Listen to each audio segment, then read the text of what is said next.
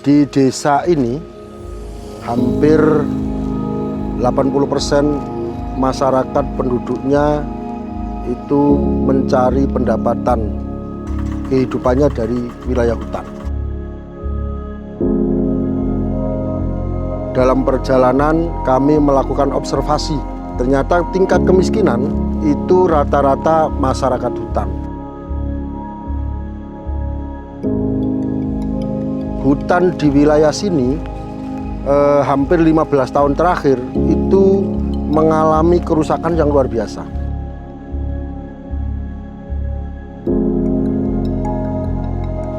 Kenapa? Karena ekonomi masyarakat yang tidak stabil, sehingga perilaku masyarakat akhirnya melakukan penebangan kayu yang biasa dijual secara ilegal. Harapan kami, hutan lestari, masyarakatnya mukti.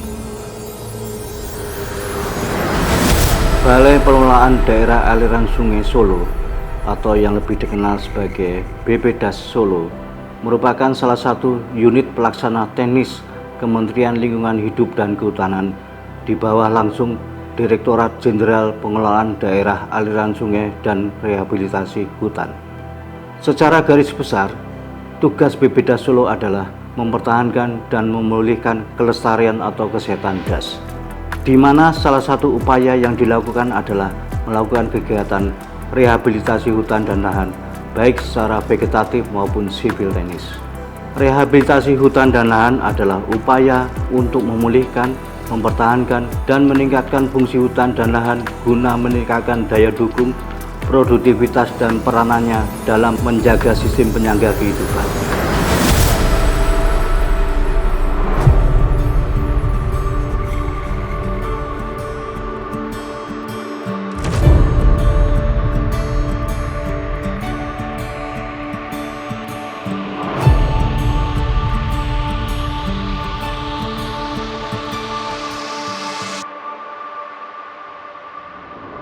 Rehabilitasi hutan dan lahan adalah upaya untuk memulihkan, mempertahankan, dan meningkatkan fungsi hutan dan lahan guna meningkatkan daya dukung, produktivitas, dan peranannya dalam menjaga sistem penyangga kehidupan.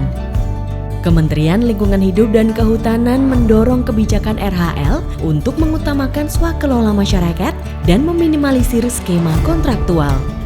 Selain itu, juga membuat kebijakan baru tentang kawasan hutan di Pulau Jawa dengan harapan pengelolaan hutan Jawa akan lebih produktif, adil, dan berkelanjutan. Salah satunya adalah melaksanakan program RHL di area perhutanan sosial dengan tujuan meningkatkan partisipasi masyarakat dan penghidupan masyarakat dalam konteks tata kelola kelestarian hutan. Perhutanan sosial adalah sistem pengelolaan hutan lestari yang dilaksanakan dalam kawasan hutan negara dan hutan hak atau hutan adat. Masyarakat setempat atau masyarakat hukum adat berperan sebagai pelaku utama untuk meningkatkan kesejahteraannya, keseimbangan lingkungan, dan dinamika sosial budaya. Perhutanan sosial diatur dalam Peraturan Pemerintah Nomor 23 Tahun 2021 tentang penyelenggaraan kehutanan. Kabupaten Bojonegoro menjadi salah satu daerah dengan kawasan hutan untuk perhutanan sosial terbesar di Jawa Timur. Sebesar 35.074,07 hektar areal perhutanan sosial tersebar di 115 desa di 20 kecamatan. Penduduk sekitar hutan selama ini mengelola hutan berdasar surat kerjasama dengan perhutani. Ada skema bagi hasil yang membuat rasa memiliki dan ikatan terhadap hutan tidak terbentuk dengan kuat. Melalui perhutanan sosial, produktivitas dan kesuburan hutan sepenuhnya bergantung pada keuletan dan kegigihan kelompok tani hutan dalam mengolah dan merawat lahan hutannya. Dengan terbentuknya rasa melu handar beni atau memiliki, diharapkan masyarakat akan semakin semangat memulihkan fungsi ekonomi dan ekologi hutan. Area perhutanan sosial yang dikelola masyarakat juga diharapkan semakin tertutup oleh tegakan pohon, di mana saat ini jumlah tegakan di area hutan tersebut di bawah 10%. Pulihnya fungsi hutan akan memacu tumbuhnya hal-hal baik. Hutan lestari, masyarakat sejahtera, bukan sekadar slogan, namun terwujud menjadi kenyataan. BP Das Solo pada tahun 2023 turut mendukung terwujudnya hutan lestari masyarakat sejahtera melalui kegiatan rehabilitasi hutan dan lahan di area perhutanan sosial. Ada 4 desa di Bojonegoro yang menjadi lokasi RHL, yakni Desa Babat, Desa Napis, Desa Panjang, dan Desa Tondomulo. Kelompok tani hutan di desa-desa tersebut sejak tahun 2021 telah mendapat izin pemanfaatan hutan perhutanan sosial atau IPHPS.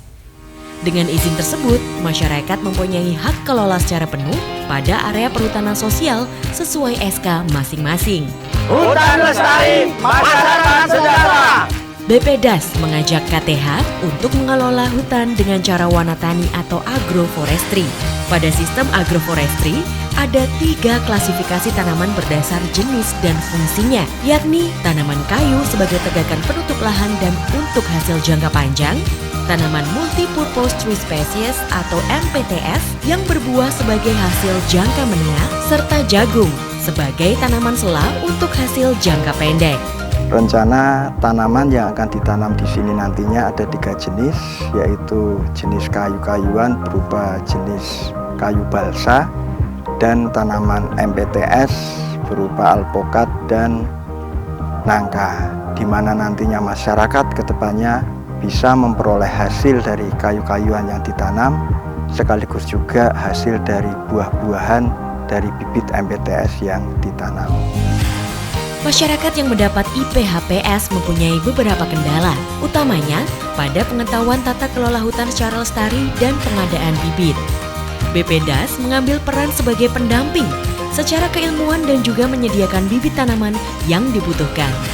Penguatan secara kelembagaan juga dilakukan melalui kegiatan sosialisasi serta pendampingan per kelompok. Beberapa kebutuhan tambahan seperti pupuk juga dibantu pengadaannya sampai tahun ketiga atau P2. Bibit untuk kegiatan RHL disediakan oleh BP Das Solo melalui persemaian permanen di Kecamatan Jumantono, Kabupaten Karanganyar. Sedangkan tanaman MPTS dipilih bibit produktif sesuai dengan apa yang diminta oleh masyarakat serta berdasar kajian teknis secara klimatologi. Dengan tujuan, tanaman dan buah-buahan tersebut lebih terjamin persentase hidupnya dan memberi hasil yang maksimal. BP Das Solo juga mengurus proses pengiriman bibit dari persemaian permanen sampai ke lokasi RHL di Bojonegoro. Salah satu tantangan yang dihadapi masyarakat dalam rehabilitasi hutan dan lahan adalah jarak area perhutanan sosial dengan pemukiman warga yang mayoritas berjauhan dengan kondisi jalan masih tanah dan bebatuan. Selain itu, keberadaan sumber atau mata air saat ini sangat berkurang sehingga mengharuskan petani menempuh perjalanan panjang dengan medan berliku untuk mendapatkan air yang digunakan dalam perawatan bibit tanaman.